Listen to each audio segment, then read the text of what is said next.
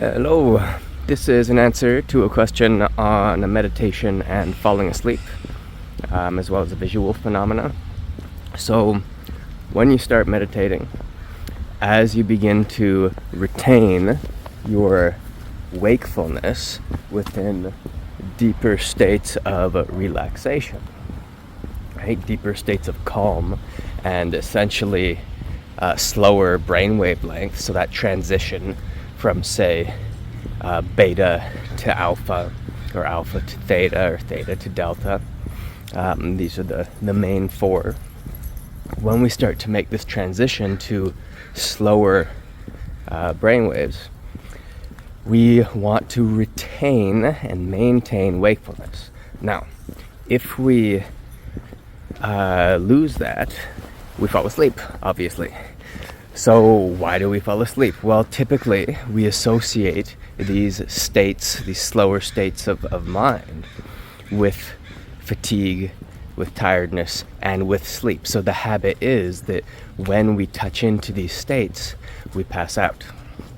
Now, as we're transitioning into these states, often people will get a bunch of visual type of phenomena, a bunch of flashing lights, this kind of stuff. I'm sure there's specific words for it. And one thing we want to be aware of is how that stuff as it starts, so the arising of this stuff. And then also if it starts to fade on its own, let it go. Don't cling, don't hold on to it too much. Okay? If we get too attached to this side of things, then we will miss out on all the potential that exists within the transitions. Okay? So we gotta let that go. This is basically just getting used to existing in deeper states of mind while being awake. Now, if every time we meditate we fall asleep, we gotta sort that out, because you will develop a habit that every time you meditate, you fall asleep, which doesn't help so much for the actual function of the meditation. It might be a useful tool for falling asleep, but it is something I'm usually encouraging people to avoid, especially in the beginning.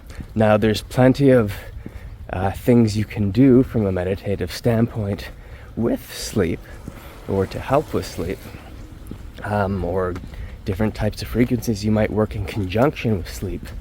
However, especially in the beginning, if every time you practice you fall asleep, you want to look into that. So separating where you practice and where you sleep can be a useful tool. If you have that, sleep in your bed horizontally, meditate vertically, and not in your bed. Right? And if you have a different room, maybe you use a different room, or if you don't, maybe you're in a studio apartment or something, then sleep in your bed and set up your meditation space in a corner and make it two very different locations in your mind and in your relationship to that practice.